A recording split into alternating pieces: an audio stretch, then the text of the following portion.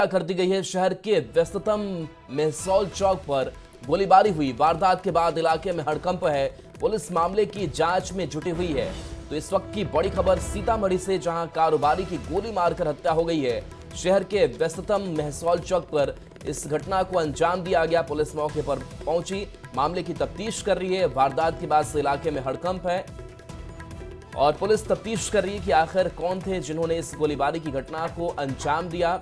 अब तक अपराधियों तक पुलिस पहुंचने में नाकामयाब है।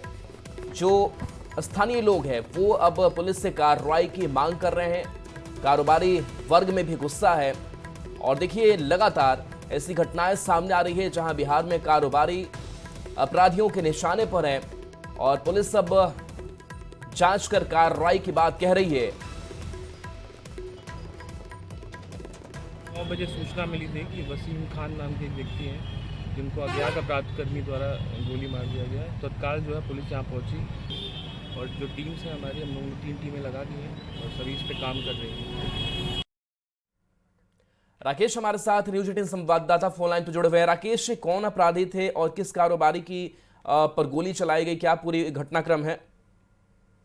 देखिए, ये सीतामढ़ी शहर के मेहसौल चौक की यह घटना है और शनिवार की देर शाम इस घटना को अंजाम दिया गया। बाइक पर सवार 3 अपराधकर्मी थे जो कारोबारी पुट्टू खान को आकर गोली मार देते हैं, जिन्हें आनंद फानन में निजी नर्सिंग होम में इलाज के लिए भर्ती कराया जाता है, लेकिन वहां डॉक्टरों के द्वारा उन्हें मृत घोषित कर दिया जाता है।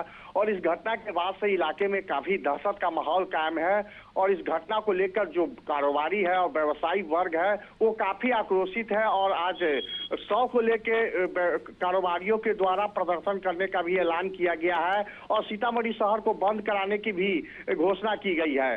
तो स्थिति काफी खराब कही जा सकती है क्योंकि विधि व्यवस्था पर पुलिस प्रशासन का कंट्रोल नहीं है और सबसे व्यस्तम जो इलाका है वहां पर इस घटना को अंजाम दिया गया है।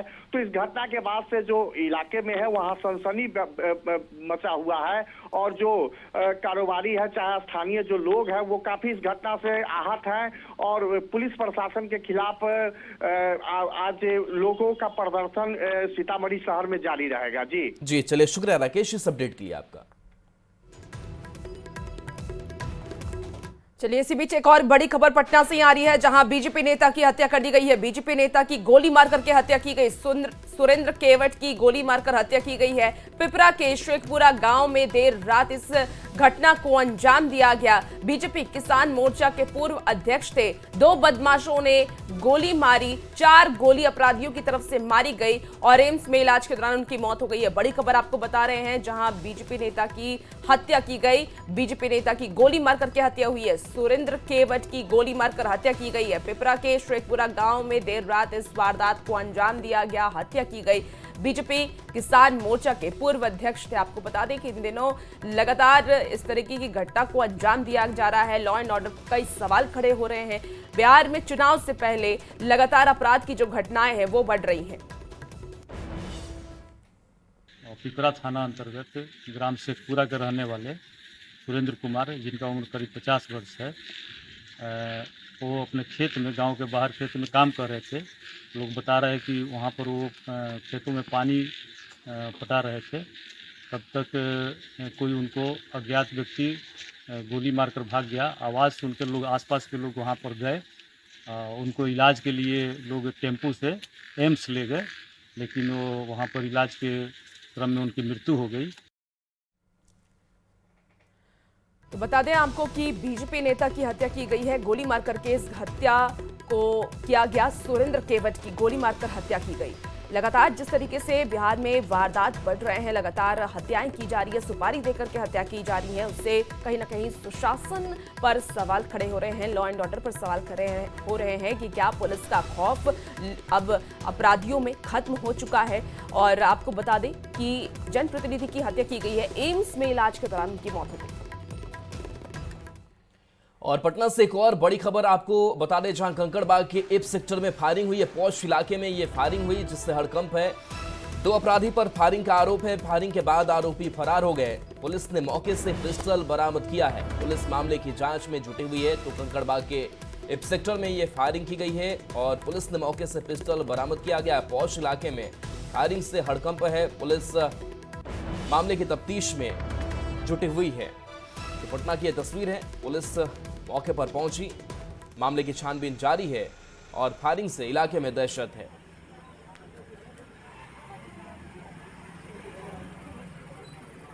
तो ये तस्वीर आप तक हम पहुंचा रहे हैं, जहां ये पौष इलाका और पौष इलाके में इस तरीके से फायरिंग होना और खास करके राजधानी पटना में आपराधिक घटनाओं में लगातार इजाफा देखने को मिल रहा है।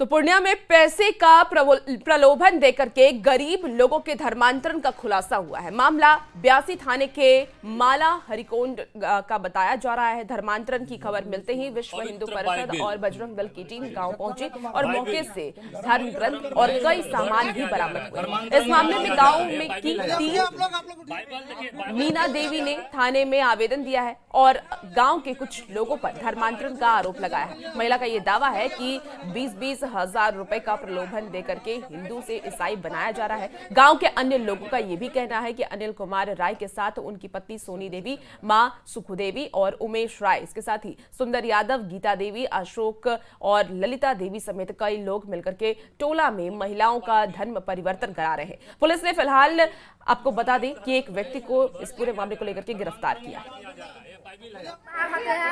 कौन पता है कि वो पूजा पाठ नहीं करना, हम लोग हम मुसलमान है इसके तरह आना और तुम लोग को पैसा मिलेगा और भी नहीं तो तुम लोग पूजा पाठ सब चीज छोड़ देना और पूजा पाठ नहीं करना। 3 साल से चल रहा है। तो यहाँ क्या बोला जाता है आप लोग को? पैसा दिया जाता है? हाँ, हम लोग को बोलता है पैसा देंगे, हमारा धर्म में आइए, आप धर्म बदल लेंगे। हम पूजा पाठ करते हैं, हम जिस टाइम हमारा पूजा का टाइम होता है वो हालेलुया करता है। हम लोग को पूजा कौन बोलता है कि पैसा देंगे धर्म बदल लीजिए? ये अनिल कौन है? हाँ, आगे में उधर है, भीतरी है। यहाँ पे सब यीशु धर्म का परिवर्तन किया जाता है और हम लोग मैं 6 महीने से बाहर था, मेरा वाइफ को और मेरी भाई का बीवी को और मेरा छोटा सा भाई को, उन लोगों को कन्वर्ट करने के लिए पैसे का लालच दे रहा है। हमारा प्रभु बोले सब कुछ करेगा, पैसा देगा, सब करेगा। हमरा ये सब पैसा का लालच में करवाया जा रहा है। सब बात पता है। मेरा एगल में दुर्गा मंदिर है, हम पूजा करेंगे, ये साउंड बना देगा, पूरा एकदम कर देगा। हमने होलो लिया आमीन बोल रहा। केंद्रीय मंत्री और एलजेपी आरवी के अध्यक्ष चिराग पासवान ने अपराध को लेकर बिहार पुलिस पर सवाल उठाया है, जिसका जवाब जेडीयू नेता नीरज कुमार ने गृह मंत्रालय के आंकड़ों का हवाला देते हुए दिया। सवाल है कि चिराग पासवान बार बार अपनी ही सरकार पर हमला क्यों कर रहे हैं।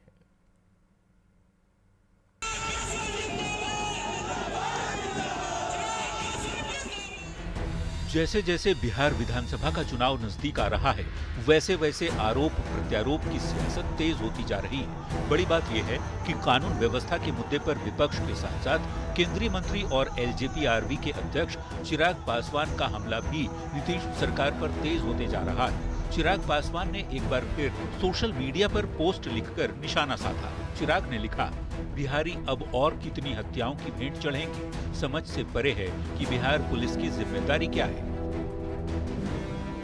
बिहार में अपराध की घटनाओं पर चिराग के पोस्ट ने बिहार की सियासत गरमा दी है। विपक्ष को बोलने का मौका मिल गया है। केंद्रीय मंत्री आदरणीय श्री चिराग पासवान जी को स्पष्ट रूप से ये दिख रहा है कि बिहार में अपराधी राज कायम है। वहीं डिप्टी सीएम विजय सिन्हा ने हालिया हत्याओं का कारण जमीन माफिया, बालू माफिया और आरजेडी के गठजोड़ को बताया। ये पूरे गठजोड़ जिसमें राजद के अधिकतर लोग संलिप्त हैं। आज देखे जितनी घटना घट रही है, सबका लिंक राजद से क्यों मिलता है। जबकि बार बार चिराग पासवान और उनकी पार्टी की ओर से किए जा रहे हमले का जवाब जेडीयू प्रवक्ता नीरज कुमार ने गृह मंत्रालय के आंकड़ों का हवाला देते हुए दिया कि देश में कहीं भी अपराध नहीं होता है, चुगलखोरी भी नहीं होता है, केवल और केवल बिहार में, बाकी कहीं कुछ नहीं। लेकिन ये कटाक्ष किस पे है? भाई मैं तो कह रहा हूं कि माननीय अमित शाह जी का जो विभाग है उसके आंकड़े सही नहीं है। हाल के दिनों में जिस ढंग से चिराग पासवान और उनकी पार्टी का रुख रहा है, उसके बाद कई तरह के सवाल उठ रहे हैं। सवाल ये कि चिराग पासवान बार बार अपनी ही सरकार पर हमला क्यों बोल रहे हैं। आखिर चिराग पासवान चाहते क्या है और चिराग के मन में आखिर क्या चल रहा है। न्यूज़ 18 के लिए पटना से आनंद अभिराज और शैलेंद्र कुमार के साथ ब्यूरो रिपोर्ट। चलिए बात अब बिहार में चल रही मैराथन बैठक की करते हैं। पटना में महागठबंधन की बैठक हुई है। तेजस्वी यादव ने यह बताया है कि सीट शेयरिंग पर बातचीत शुरू हो गई है और इस मौके पर तेजस्वी ने नीतीश सरकार पर जमकर निशाना भी साधा तो एनडीए नेताओं ने महागठबंधन पर पलटवार किया।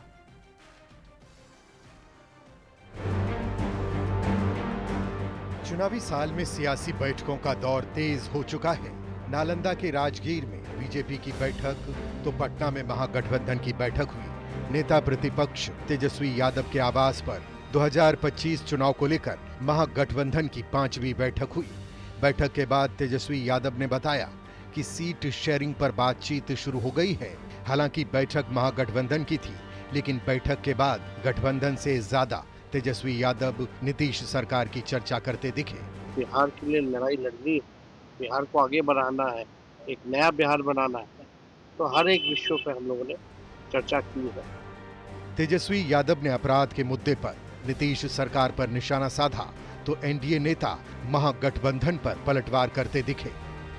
महागठबंधन के लोग कितने भी उठक बैठक कर ले, कोई भी एक्सरसाइज कर ले, सब का सब बेनतीजा ही रहने वाला है। इस चुनाव में जनता इनका वो हासिल करेगी जो आज तक नहीं हुआ था।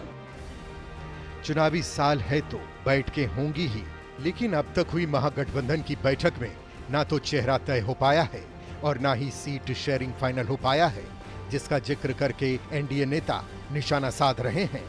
न्यूज 18 के लिए पटना से रवि एस नारायण और संजय कुमार के साथ ब्यूरो रिपोर्ट। और देखिए, बिहार में उद्योग और निवेश को लेकर लगातार सियासत हो रही है। एनडीए का कहना है कि बिहार में तेजी से निवेश हो रहा है, लेकिन विरोधी दल का आरोप है कि निवेश के नाम पर छलावा हो रहा है। और ऐसे में सवाल उठता है कि किसके दावे में कितना दम है। ये रिपोर्ट दिखाते हैं।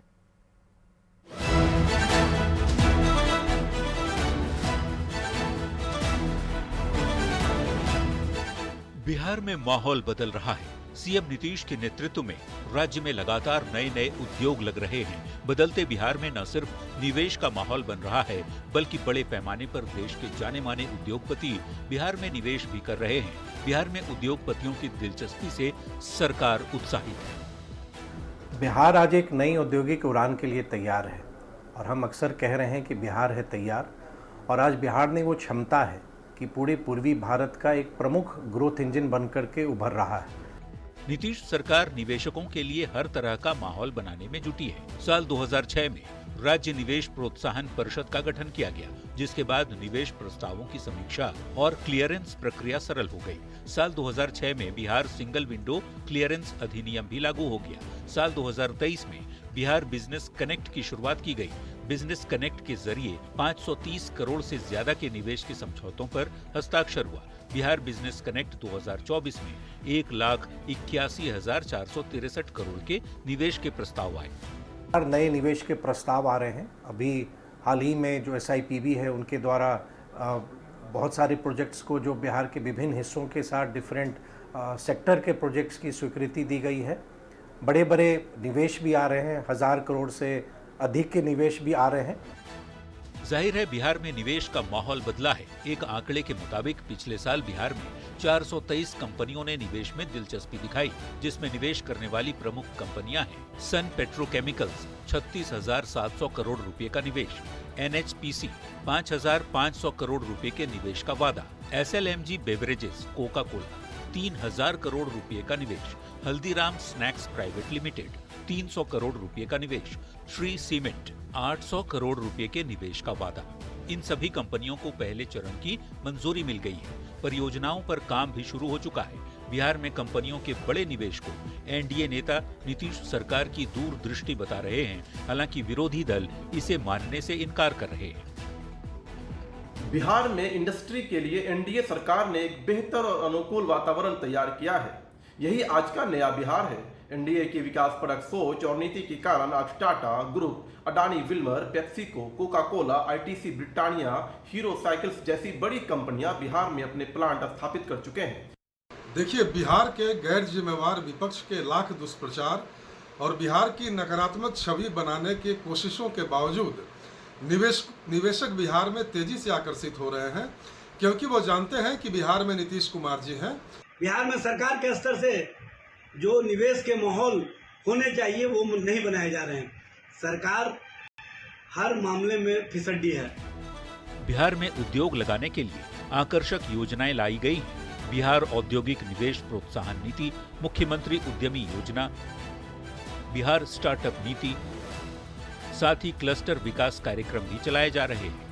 मुझे लगता है कि सरकार को कुछ और काम करना चाहिए, जैसे कि सबसे पहले ब्यूरोक्रेसी को दुरुस्त करना चाहिए। जो लोग लगे हुए हैं इस पॉलिसी में, ब्यूरोक्रेसी सपोर्ट नहीं कर रही है प्राइवेट इन्वेस्टर। बहुत सारे रेड टेपिज्म जो है वो काफ़ी बढ़ा हुआ है, उसको रिड्यूस करने के लिए ज़रूरत है। बिहार में तेजी से निवेश हो, इसके लिए बिहार और केंद्र सरकार लगातार कोशिश कर रही है। गया का डोभी और पटना का बिहटा तेजी से उद्योग का केंद्र बन रहा है। गया के डोभी में राज्य का पहला और देश का सबसे विकसित औद्योगिक पार्क बनाया जा रहा है। बिहार में अगर इसी तरह का माहौल रहा तो उम्मीद है बिहार निवेश को लेकर देश के अव्वल राज्यों में शामिल हो जाएगा। न्यूज़ 18 के लिए पटना से आनंद अमृतराज की रिपोर्ट।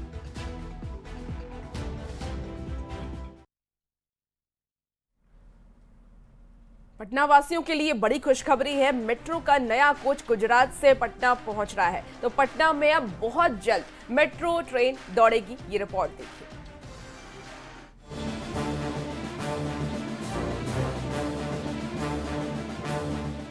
रफ्तार भरती मेट्रो की ऐसी तस्वीरें बस कुछ ही दिनों में पटना में भी नजर आएगी। राजधानी में जल्द मेट्रो दौड़ेगी, जिसकी पहली झलक भी सामने आ गई है। प्लास्टिक से ढकी हुई पटना मेट्रो की ये बोगियां गुजरात के वडोदरा जिले में स्थित सावली से पटना मंगाई जा रही हैं। लगभग 1500 किलोमीटर दूर से आ रहे मेट्रो ट्रेन के इन डिब्बों में सवार होकर पटना के लोग सिर्फ 15 मिनट में मलाही पकड़ी से बेरिया बस स्टैंड तक पहुंच जाएंगे।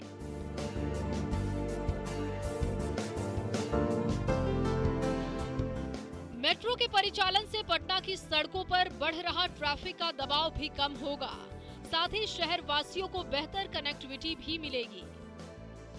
सबसे पहले 5 स्टेशंस के बीच परिचालन शुरू होगा।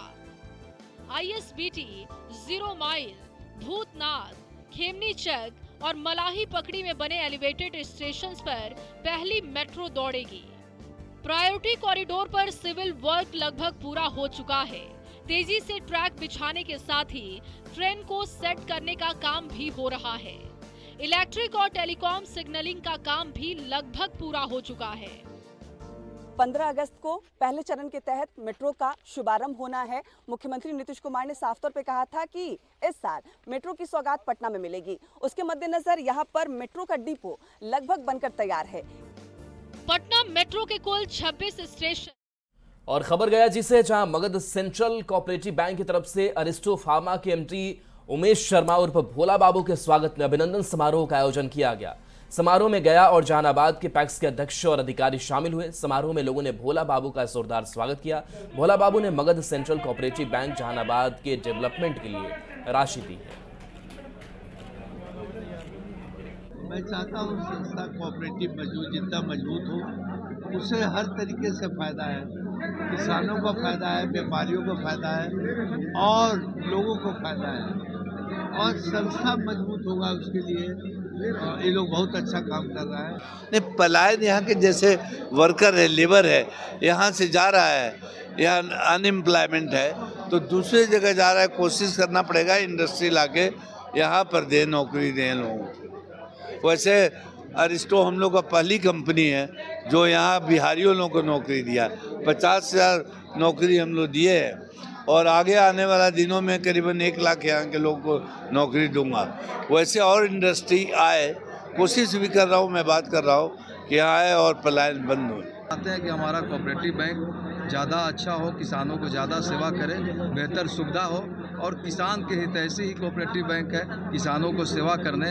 और मैं भोला बाबू को तहे दिल से धन्यवाद देना चाहता हूँ। इस ज्ञान और मौज की धरती पर आकर इन्होंने कोऑपरेटिव बैंक के लोगों को, कोऑपरेटिव बैंक के पैक्स व्यापार मंडलों को जिन्होंने सौगात दिए, इनके लिए इनको तहे दिल से धन्यवाद देता है। तो फिलहाल रुकते छोटे से